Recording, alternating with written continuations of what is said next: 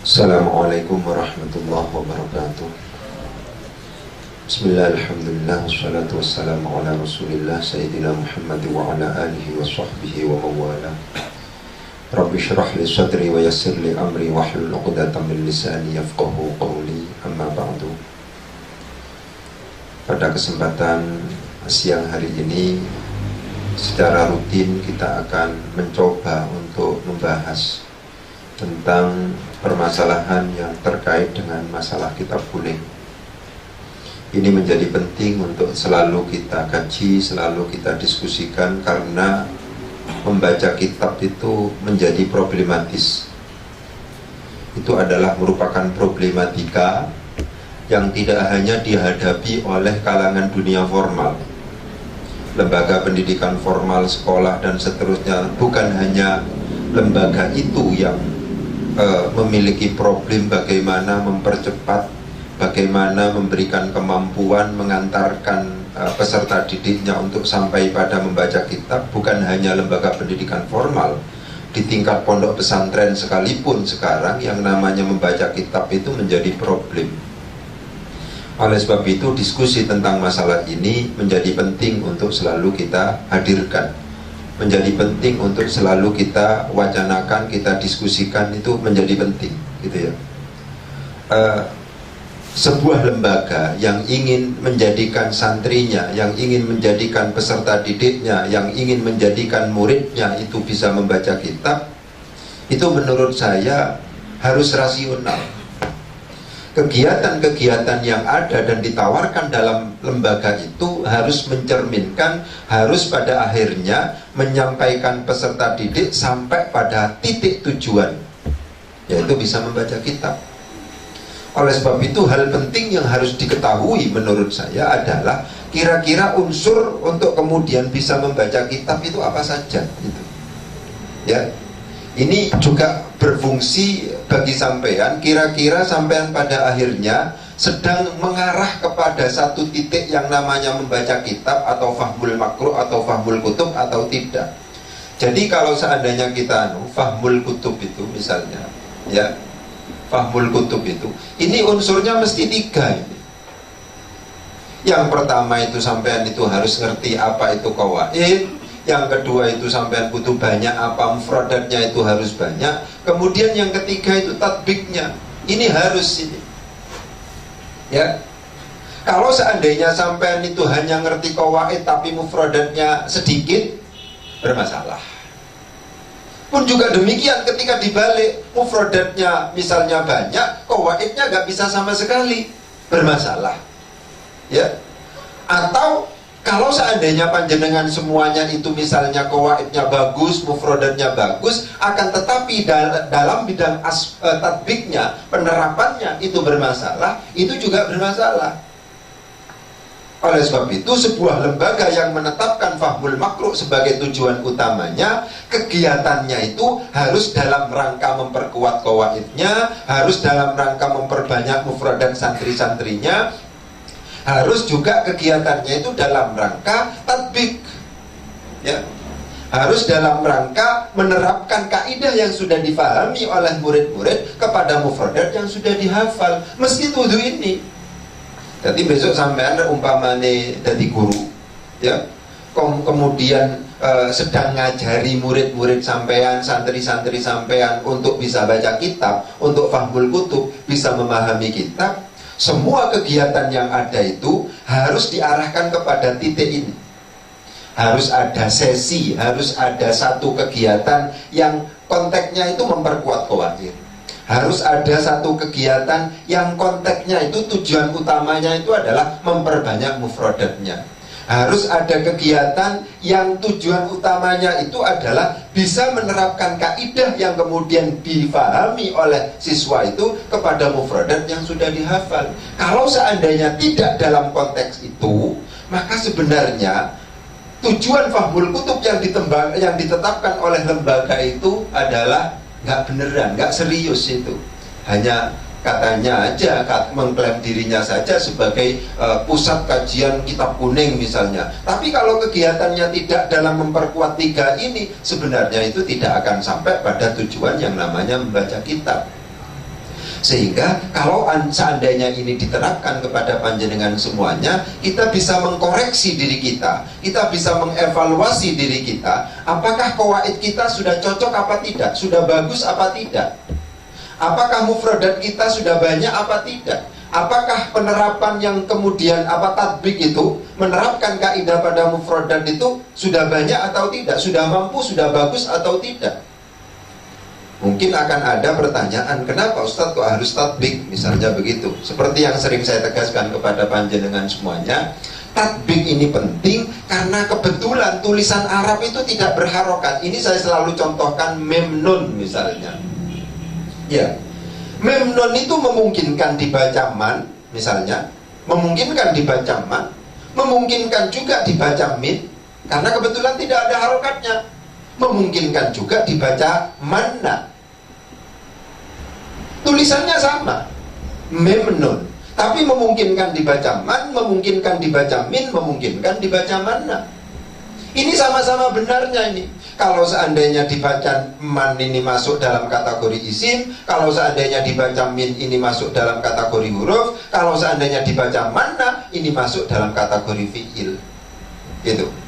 Yang akan sampean hadapi ketika sampean kepingin bisa baca kitab, realitasnya adalah sampean akan dihadapkan kepada sebuah tulisan yang tidak berharokat, di mana satu tulisan memungkinkan untuk dibaca dengan banyak alternatif bacaan.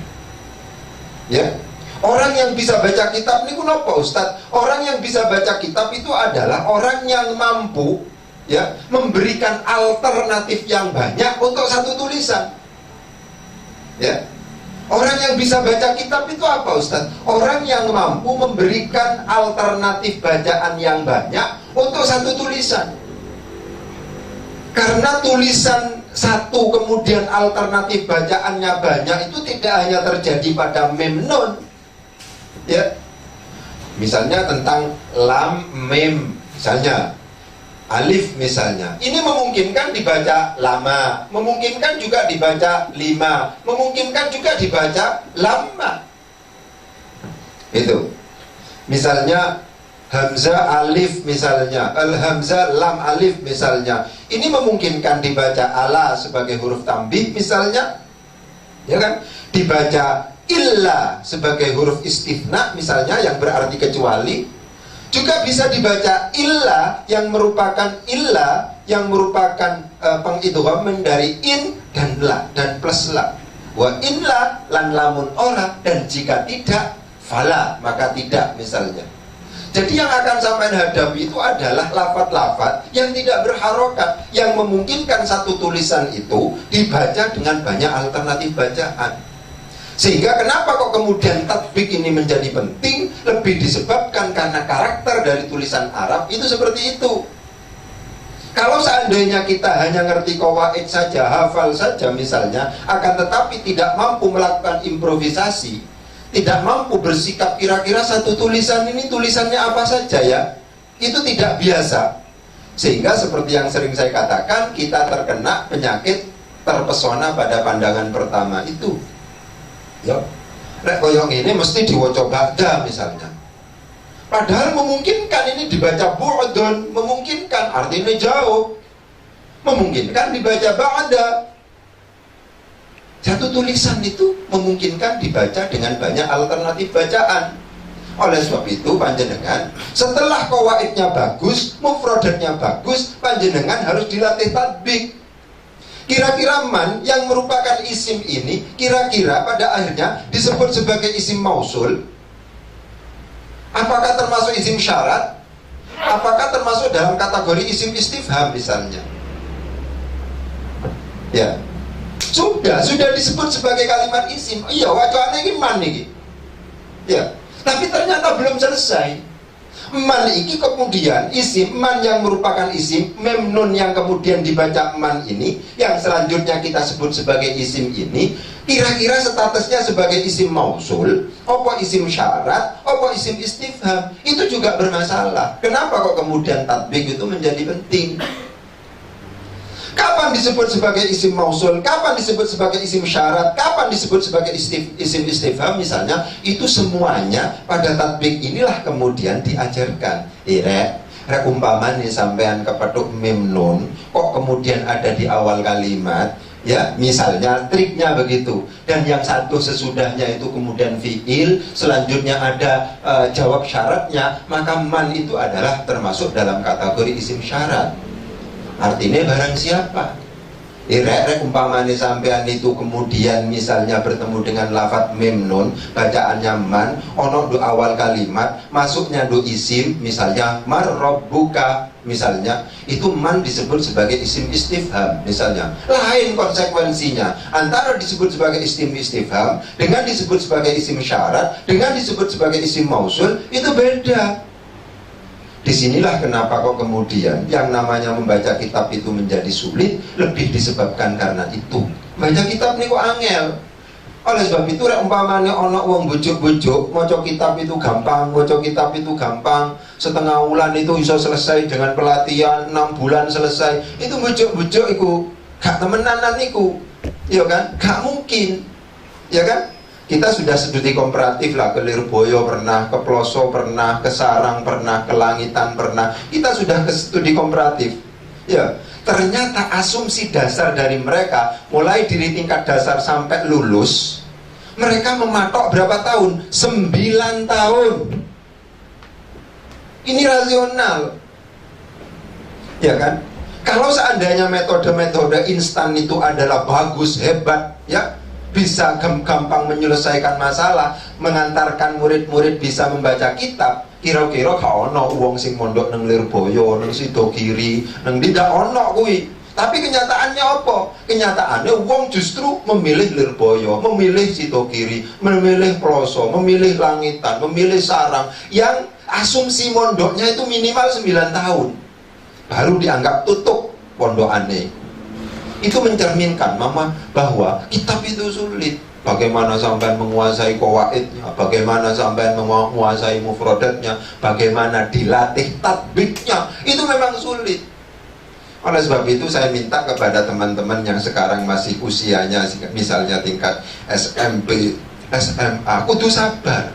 Proses ini memang seperti ini. Proses belajar itu memang seperti ini. Ndisik qawaite, ndisik mufradate tingkat dasar dulu, mungkin mufradat yang ada di Jurmiyah itu diapalkan dulu sampai bisa baca kosongan. Kemudian takribnya misalnya pinggirnya Fathul Qorib itu dihafalkan terus, baru kemudian Fathul Qoribnya. Itu memang prosesnya seperti itu. Orang-orang yang sekarang dianggap hebat membaca kitab itu semuanya prosesnya seperti itu. Ya, perlu diperhatikan oleh panjenengan itu. Dasar membaca kitab itu tumpuannya adalah metode yang paling handal adalah al-hifdzu. Itu penting diperhatikan oleh sampean. Ya, al-hifdzu, hafalan. Jadi umpamane sampean kepingin iso maca kitab kok kemudian gak gelem hafalan, iku sampean salah alamat. Qawaid itu kudu dihafalke. Bahkan kalau di pondok-pondok yang salaf-salaf itu harus hafalan alfiyah dulu. Hafalan mufradat itu kudu dihafalke. Bahkan kalau di pondok-pondok salaf itu, kalau seandainya kemudian mau ujian, itu ada istilah taftish. Ya, dikoreksi dulu. Kitabnya wis lengkap apa ora. Itu sampai seperti itu. Dan itu memang yang rasional seperti itu. Karena kenyataannya sekarang yang mampu memproduk hebat, orang-orang hebat itu adalah orang-orang salaf itu di bidang baca kitab loh, maksud saya. Itu orang-orang salaf itu. Oleh sebab itu kita harus merujuk pada lembaga yang jelas-jelas tingkat keberhasilannya. Tidak hanya klaim itu. Kenyataannya wong-wong sing hebat-hebat itu semuanya ujung-ujungnya dari pondok pesantren. Ya. Oleh sebab itu penting bagi saya untuk menegaskan pada panjenengan semuanya, rek panjenengan itu tujuannya bisa membaca kitab, rek panjenengan, dan itu penting. Apakah sampean mau S1, mau S2, mau S3, basis membaca kitab untuk bidang-bidang keahlian agama, apakah kaitannya dengan syariah, apakah kaitannya dengan usuluddin, apakah kaitannya dengan tarbiyah, apakah kaitannya dengan dakwah misalnya. Kalau basis-basis yang diajarkan itu adalah bidang keagamaan, di mana sumber utamanya adalah Al-Quran dan Al-Hadis, maka membaca kitab menjadi kata kunci. Sampean kepingin ahli, membaca kitab itu kata kunci. Sulit untuk kemudian difahami orang mengklaim dirinya sebagai sarjana atau doktor syariah misalnya, doktor tafsir hadis, dikai kitab misalnya Al-Fiqhul Islami wa Adillatu ora iso moco, dikai Fiqhus Sunnah ora iso moco, dikai Fathul Mu'in ora iso moco. Ya opo? Itu kan sulit bisa dipahami itu. Dikai tafsir Ar-Razi gak iso moco, Al-Kasyaf gak iso moco, itu gak iso moco. Kan sulit. Yang rasional, kalau seandainya diberi sumber kitab yang menjadi rujukan utama atau sumber primer itu, mereka mampu. Sehingga kalau seandainya kita misalnya mencanangkan bahwa fahmul kutub itu adalah menjadi kata kunci, ya, oleh sebab itu harus sampean kuasai semuanya, ya kan? Kalau seandainya sampean menjadi orang yang ahli di bidang agama, itu menjadi rasional memang. Ya memang kenyataannya ngoten. Jadi sampean kudu yakin itu, kudu paham bahwa sampean itu berjalan di rel yang benar. Ya. Tapi yang memang capek rek, koncone turu sampean kudu bangun, koncone ora apalan sampean kudu apalan, koncone misalnya guyon-guyon macam-macam sampean kena beban kudu ngaji, rek gak ngaji kena takzir macam-macam. Ya memang itu proses. Itu memang proses. Yakinlah sampean bahwa al-ajru biqadri ta'ab. Ya, al-ajru biqadri ta'ab. Yang namanya upah atau hasil itu sesuai dengan kepayahan kita, keletihan kita. Umpamanya sampean itu kok kemudian berakit-rakit ke hulu dulu, bersakit-sakit dahulu dulu, ya, baru kemudian berenang-renang ke tepian misalnya, bersenang-senang kemudian, insya Allah sampean akan sukses. Itu penting untuk diperhatikan. Apakah sampean akan menjadi calon orang sukses nopo mboten? Itu tergantung sakniki sampean. Ya. Sampean saiki iki wis bersakit-sakit ke hulu apa belum? Ya. Wis melakukan biqadril kad dituktasabul ma'ali faman ramal ula sahirul layali nopo dereng? Niku ngoten. Rek dereng berarti sampean bukan calon orang pinter. Ya. Kalau dereng berarti bukan menjadi orang pinter, calon orang pinter sampean. Itu pasti wisan niku. Gak ono wong pinter gak rekoso. Gak ono wong hebat tidak soro terlebih dahulu. Gak ono iku. Ilmu laduni iki wis saiki wis ora ono karena terlalu banyak kemaksiatan sekarang. Ya, oleh sebab itu sampean rek umpamane kepingin ilmu harus bita'allum. Ya kan? Sampai sebagaimana yang sering diucapkan oleh para santri, oleh kalangan pesantren, al-ilmu la yu'tika ba'dahu hatta tu'tiyahu kullaka. Al-ilmu itu la yu'tika tidak akan memberikan kepada sampean ba'dahu sebagian kecilnya sekalipun hatta tu'tiyahu kullaka, sehingga sampean memberikan diri sampean secara total kepada ilmu tersebut. Sampean sudah total apa tidak? Gitu. Aku Ustaz, dikai waktu gratis oleh Gusti Allah, pinten jam? 24 jam satu hari. Terus, ya nopo? Tidurnya 8 jam sudah Ustaz. Nanti main-mainnya 4 jam misalnya. Kalau seandainya ini, ya gak mungkin lah kita. Mari ngono santai dulu Ustaz, makannya sekian jam. Ternyata entek 24 jam itu. Ya gak mungkin tadi orang pinter. Tapi misalnya kita menggunakan waktu minimal separuh, 10 jam atau 12 jam, ya kemungkinannya untuk menjadi orang pinter itu kuat. Karena kita sudah memberikan secara total diri kita kepada ilmu itu. Ya, oleh sebab itu penting untuk direview diri kita, dievaluasi diri kita, apakah pada akhirnya menjadi calon orang pinter atau tidak. Itu bisa diketahui. Dan sering saya katakan kepada panjenengan semuanya, ya, ilmu itu menjawab. Pertanyaannya itu bukan apakah saya bisa sukses nopo mboten Ustaz. Bukan itu pertanyaannya. Pertanyaannya itu adalah sampean mau sukses apa enggak? Gitu loh. Bukan bisa sukses tapi mau sukses apa enggak. Kalau mau sukses maka sudah ada jalan. Apa jalannya? Yarfa'illahu alladhina amanu minkum walladhina utul ilma darajatin. Pakai bentuk jamak. Oke, pakai bentuk jamak teng mriku. Man arada dunya fa'alaihi bil ilmi wa man arada al-akhirata fa'alaihi bil ilmi wa man aradahuma fa'alaihi bil ilmi. Kata-katanya adalah ilmu ternyata. Yang menjamin adalah Gusti Allah, yang menjamin adalah Rasulullah. Itu gak pernah bohong. Ya, jadi sampean pasti sukses. Rek gak ada ilmu. Jenengan pasti sukses rek gak ada ilmu. Sinten sing jamin? Gusti Allah. Shadaqallahul azim, innallaha la yukhliful mi'ad. Niku penting untuk panjenengan, nggih. Terus umpamane panjenengan niku kepingin misalnya bisa membaca kitab, maka qawaite sampean kudu kuat, mufradate kudu akeh, tatbike kudu pinter. Ya, mufradate kudu kuat, qawaite kudu apal akeh, tatbike kudu pinter. Itu sampean. Apa kok tatbik Ustaz? Seperti yang tadi saya katakan, karena tulisan Arab karakternya tidak berharokat, di mana satu tulisan memungkinkan untuk dibaca dengan banyak alternatif bacaan. Ya, lam mim alif bisa diwaca lama, itu ada syarat. Iso juga dibaca 5 huruf jar majrur niku. Meme bisa masdariyah, bisa mausul misalnya. Tapi bisa juga lama, lame lam taukid, main manafi.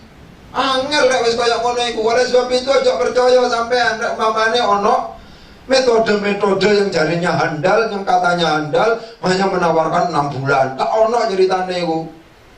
Ya, saiki mondok iku suwi. Aja percaya sampean rek misale ono ngomong metode baca kitab 6 bulan. Baca kitab itu bukan nahwu loh ya. Nahwu itu sebagiannya, ini yang penting untuk diperhatikan. Nahwu itu sebagian. Orang hanya kuat nahwu, tapi tidak kuat mufradatnya, tapi tidak bagus tatbiknya. Itu juga gak akan bisa baca kitab. Kalau gak percaya silakan sampean hafal alfiyah. Iya kan? Mari ngono ditui kitab filsafat yang sama sekali tidak pernah dikaji. Ditui kitab kedokteran misalnya yang sama sekali tidak dikaji, di mana mufradatnya kita gak kenal. Jelas macet niku. Jelas gak iso maca niku. Oleh sebab itu, rek umpamane panjenengan besok punya lembaga, muga-muga nggih, gak ada pondok, gak ada macam-macam niku, muga-muga ngoten. Rek umpamane kepingin mengantarkan murid-murid panjenengan itu adalah bisa membaca kitab, ojo gur fanatik nahwu tok. Nahwu niku memang bener, nggih. Dibebani nahwu niku gampang. 1 tahun niku tuntas. Di metode kita kan begitu, 1 tahun niku tuntas. Ya kan? Selesai niku. Tapi ternyata tidak hanya nahwu yang namanya baca kitab itu, ada mufradatnya, ada tatbiknya. Jangan menyederhanakan masalah. Reis misalnya apal metode tertentu ini, misalnya apal ini, misalnya 6 bulan langsung bisa baca kitab. Salah kuwi. Ya, itu menyederhanakan masalah. Yang namanya membaca kitab itu, ya, yang namanya membaca kitab itu unsurnya bukan hanya nahwu, bukan hanya shorof. Ya, ada mufradatnya, ada tatbiknya. Itu penting untuk kemudian kita pahami sehingga kita bisa mengukur. Kula nahwune sampun sae Ustaz, ya alhamdulillah sampun. Sakniki ya napa selanjutnya Ustaz? Mufradate sampean. Apalno Fathul Qorib iku wis. Maksudnya apalno ya apa? Rek maca kosongan iku bisa sampean. Ya, saiki fasilitas iku banyak, ojo tergantung ustate, ya kan? Di situ ada yang namanya terjemahan bahasa Jawa, ono terjemahan bahasa Madura, ono terjemahan bahasa Indonesia. Sudah itu dijajar dari berbagai pakar, berbagai ahli, ya kan? Sudah itu dijajar kira-kira iki opo dan seterusnya. Itu diapalno wis. Mari ngono disetorno ke ustate. Ya napa Ustaz niki sampun bener pemenggalan katanya sudah leres napa mboten niki? Murate sampun leres napa mboten? Kan sakniki kudu ngoten. Seperti yang kita ketahui misalnya Fathul Qorib itu ternyata 71 halaman cuman. Ya toh? Kalau seandainya 1 halaman itu kemudian kita coba hafalkan misalnya 3 hari misalnya, 1 halaman 3 hari, berarti 71 kali 3 kan begitu kan? Berarti sama dengan 200, gak sampai setahun ternyata kita belajar Fathul Qorib, rek umpamane temenanan. Itu semacam itu. Oleh sebab itu monggo diperhatikan, nahwune sudah bagus, kita sekarang itu tinggal bagaimana mufradatnya ini kuatkan. Bab ibadah kuat, saya baca bab wudu bisa hafal sudah Ustaz. Ini ki saya kosongan bisa. Saya bab tayamum sudah bisa Ustaz. Yang mewakili, karena nanti bab wudu misalnya, nang Fathul Qorib, nang Fathul Mu'in yang mesti ku meneh sing metu. Ya, meskipun ono pengembangan sedikit. Lho Fathul Wahab mesti ku metu meneh. Pun juga demikian kaitannya dengan tayamum, kaitannya dengan al-ghusl misalnya, baik kaitannya dengan as-siyam, kaitannya dengan az-zakat, kaitannya dengan al-haji misalnya. Itu mesti seperti itu. Mufradatnya itu tidak banyak bergeser, penambahan-penambahan sedikit. Tapi sebagai kitab standar misalnya Fathul Qorib itu sampai kuasai dulu, hafalkan dulu itu. Dihafalkan wis, nang di digowo iku. Sudah. Orang mengatakan kadang-kadang Fathul Qorib itu sederhana. Menurut saya sulit itu, apalagi sudah ngomong bab muamalah. Itu sulit. Sampai Anda umpamanya bisa Fathul Qorib itu, ya, menurut saya sudah siap sampai melanjutkan di tingkat S1, memungkinkan melanjutkan di tingkat S2 besok, memungkinkan bahkan kalau seandainya sampean itu mampu mengelaborasi dengan bagus kitab Fathul Qorib itu, memungkinkan sampean untuk melanjutkan ke jenjang S3 bahkan. Angel niku, nek umpamane bener penjelasannya sampean, iku wis calon doktor sampean urusan itu. Ya, saya tidak tidak hiperbola, tidak mubalaghah, tidak membesar-besarkan, tapi kenyataannya jarang orang yang bisa baca kitab Fathul Qorib mulai dari awal sampai akhir. Ya, oleh sebab itu sederhana saja sekarang. Nek umpamane sampean itu kepingin iso maca kitab, saiki qawaide kuatno, mufradati perbanyak, satu kitab itu tuntas gitu saja, nanti akan merembet kepada yang lain, kemudian selanjutnya adalah tatbiknya ini. Itu semacam itu. Apa yang dimaksud dengan nahwu nih Ustaz? Oh, yang dimaksud dengan qawaid itu, qawaid secara umum sederhananya ada dua lah. Ya. Ada dua nih, wonten sing disebut sebagai qawaid nahwu, wonten sing disebut sebagai qawaid sharaf. Itu semacam itu. Panjenengan kudu ngerti nahwune, kudu ngerti sorofe. Napa nahwu niku secara umum membahas tentang kedudukan kata. Iki kira-kira dadi subjek, apa dadi predikat, apa dadi keterangan, itu babe nahwu niku. Iki kira-kira diwaca rafa, apa diwaca nasab, apa diwaca jar, apa diwaca jazm, iku babe nahwu iku. Jadi kalau seandainya kita membahas tentang nahwu, ya kan? Itu sebenarnya berbicara tentang posisi, berbicara tentang pengaruh kalimat yang satu pada kalimat yang lain. Itu nahwu. Sehingga kalau nahwu itu mesti lebih kompleks. Karena apa? Kita tidak bisa membahas mandiri. Seperti yang saya katakan, kalau seandainya sedang diajarkan misalnya tentang mubtada, gak iso diajarkan mubtada adalah, gak iso, karena mubtada itu ada materi prasyaratnya yang harus dikuasai terlebih dahulu sebelum masuk pada pembahasan yang namanya mubtada. Sampean ngajari muridnya sampean tentang mubtada misalnya, muridnya sampean gurung diajari makrifah nakiroh.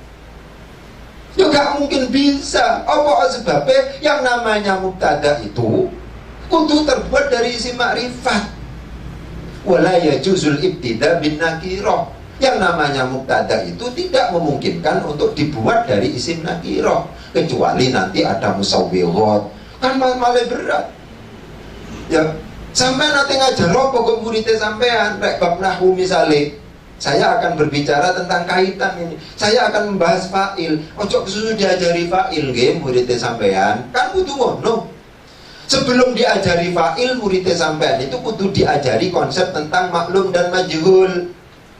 Napa sebabnya? Karena yang namanya isim dibaca rafa yang jatuh setelah kalimat fi'il itu memungkinkan untuk kemudian disebut sebagai fa'il, memungkinkan untuk disebut sebagai naibul fa'il. Tergantung apanya? Tergantung pada fi'ilnya ini statusnya nopo. Apa termasuk dalam kategori fi'il maklum? Nopo kaitannya kalau nopo termasuk dalam kategori fi'il majhul. Ini penting untuk diperhatikan oleh sampean. Muridnya sampean ajeng murid kula ajeng kula ajari naatman kudu Ustaz. Ya kudu ngerti isim sifat sampean. Ya kudu ngerti mufradatnya jamak misalnya. Sampean kudu ngerti mudzakkar muannas misalnya. Sampean kudu ngerti makrifah nakirah. Napa sebabnya? Karena yang namanya naat di samping dia harus terbuat dari isim sifat, maka dia juga harus sesuai dengan man'utnya dari aspek apa? Mufrad tatniyah jamaknya, mudzakkar muannasnya, nakirah makrifatnya. Ya, jadi kalau seandainya sampean belajar dan mengajar ilmu nahwu, kudu hati-hati karena ini kompleks. Karena ini berbicara pengaruh kalimat yang satu pada kalimat yang lain. Sehingga ojo kesusu. Kenapa kok di lembaga pendidikan formal itu gagal? Ya kan? Jarang kita mendapati misalnya teman-teman yang ada di lembaga pendidikan formal baca kitabnya itu adalah bagus misalnya. Ya karena itu sistematika pembahasan itu tidak diperhatikan. Sehingga definisi guru yang baik adalah guru yang ngerti sistematika pembahasan itu ngerti. Saya sering istilahkan, guru yang baik itu adalah guru yang apabila materi ilmu nahwu itu diora-tarit ngene rek, diora-tarit itu. Nang di wis diora-tarit itu. Iku ngerti peta konsepnya. Ustaz, niki wonten teng mriki Ustaz. Nakirah makrifah niki letaknya ada di sini, maklum majhul niki ada di sini, kemudian mufrad tasniyah jamak ngerti. Totoane itu ngerti, tata letaknya itu ngerti, peta konsepnya itu paham. Itulah guru yang baik. Tapi kalau seandainya pokok diajar kabeh misalnya, apakah itu termasuk dalam kategori materi prasyarat atau bukan? Apakah kemudian ini sistematis apa tidak? Itu sama sekali tidak diperhatikan. Ya makin kapan nggak bisa ya. Oleh sebab itu, ya saran kula teng panjenengan, rek sampean sedang ngajar ilmu nahwu, ya, rek sampean sedang ngajar ilmu nahwu, kudu diperhatikan sistematikanya. Ya kan? Oleh sebab itu sampean kudu ngerti masing-masing materi niku filosofi dan fungsinya serta signifikansinya. Itu ngerti sampean. Napa panjenengan kok harus menjelaskan isim mangkus dan isim maksud? Kudu ngerti jawabannya Ustaz. Murid kulo mboten kulo ajari isim mangkus dan isim maksur misalnya. Niki rek mungkin masuk teng i'rab takdiri bermasalah Ustaz. Iku sampai iso ngono sampean. Mengke i'rab niku kan wonten 3 Ustaz. I'rab itu kan ada 3. Ono yang disebut sebagai i'rab lafzi, ono yang disebut sebagai i'rab takdiri, ono yang disebut sebagai i'rab mahalli. Murid kulo rek umpamane mboten kulo ajari isim mangkus dan isim maksur, nanti bermasalah ini. Ketika masuk i'rab takdiri, bingung dia. Kena ja'a Musa, ra'aitu Musa, marartu bi Musa. Iki kok gak berubah iki? Oh, iki isim maksur iki. Misalnya apa isim maksur ini? Berarti huruf akhirnya berupa alif lazimah. Harokat huruf sebelumnya berupa kasroh, berupa fathah misalnya. Itu semacam itu kudu ngerti sampean. Guru yang baik adalah, aku ulangi ya, guru yang baik adalah guru yang ngerti filosofi dan fungsi dari masing-masing materi yang diajarkan kepada siswanya. Ya. Ini harus saya ajarkan, ini tidak perlu saya ajarkan. Nyortir kaya ngono iku, memisahkan kaya ngono kuwi, iki materi penting, iki materi ora penting, iku ngerti guru yang baik itu seperti itu. Ya. Jadi itu tuh tawuran pokoknya ngajar wis. Ya kan? Oleh sebab itu meskipun misalnya sudah ganti kurikulum macam-macam niku datang lembaga pendidikan formal niku karena sistematika itu tidak diperhatikan. Ya kan? Itu menjadi sulit. Sudahlah, sampean percaya pada kita, ya kan? Pada kami, ya, bahwa kalau seandainya sampean itu kok kemudian ngajar materi di mana basis keilmuan santri atau murid atau peserta didik itu belum siap, maka yang justru terjadi adalah kekacauan berpikir, bukan pemahaman. Wau niku saya katakan, ya, sampean kudu sampai pada tahapan materi ini penting untuk saya ajarkan karena ini dalam konteks mendasari materi tentang ini. Materi ini penting saya ajarkan terlebih dahulu karena ini akan berfungsi untuk membackup pemahaman tentang ini. Itu kudu ngerti sampean. Kelemahan guru-guru kita di lembaga pendidikan formal adalah di tingkat itu. Sistematikanya tidak diperhatikan.